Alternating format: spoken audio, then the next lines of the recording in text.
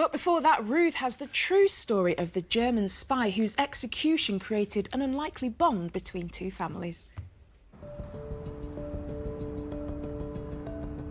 Daybreak on a late summer morning in 1941.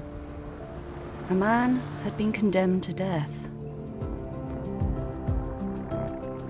He was marched into the Tower of London by a squad of military policemen. In a narrow courtyard, a line of soldiers stood, rifles ready. Joseph Jacobs was a German who was caught red-handed spying in Britain. He had been tried and sentenced to death. His execution marked the end of a gruesome, centuries-old tradition. As it turned out, he was the last person ever to be executed here at the Tower of London. Beheadings ended here almost 270 years ago, but executions went on well into the last century.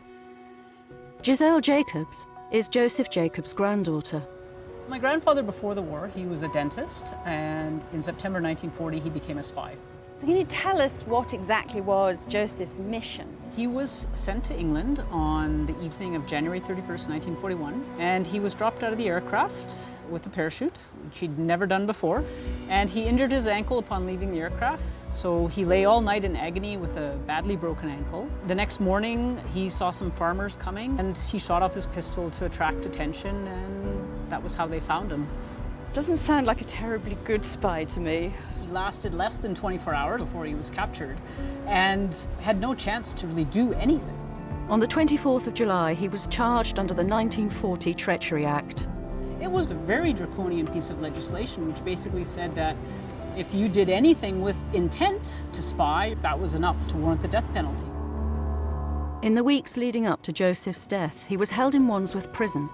His guard was military policeman Bill Chidlow. Bill died in 2013, but his daughter Kate Snell remembers her father's accounts of Joseph's imprisonment and execution.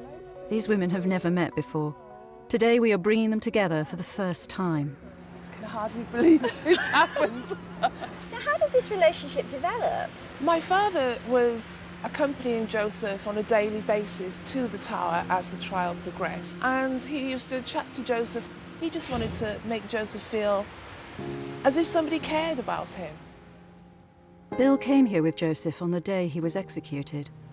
Is this where the rifle range was? Yes, it's kind of eerie, really. I'm walking in the steps of my grandfather as he walked to his death.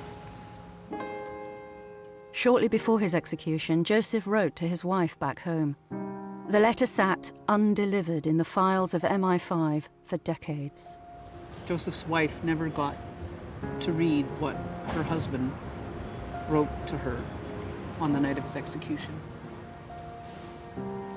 It's quite neat and legible, and then by the time it gets to the third page, you can see the more and more emotional, I guess. But this circle here at the end is, in German, it says, "My last kiss to all of you." Just after 7 a.m. on the 15th of August 1941, Joseph Jacobs and Bill arrived at this spot. I hope to be well prepared to take the journey to eternity. Unable to stand because of his injured leg, he was tied to a wooden chair. And now I want to take my leave from you, my dear, dear wife, from you and the children.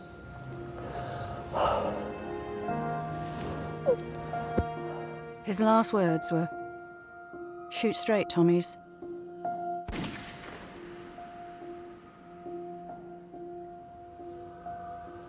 Soon after Joseph's death, the government decided to move the execution of spies to other prisons in other parts of London.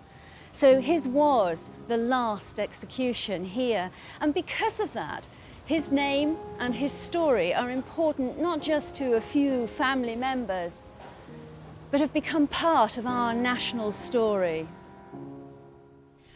And it is incredibly sad, isn't it? But quite heartwarming Yeah. that the two families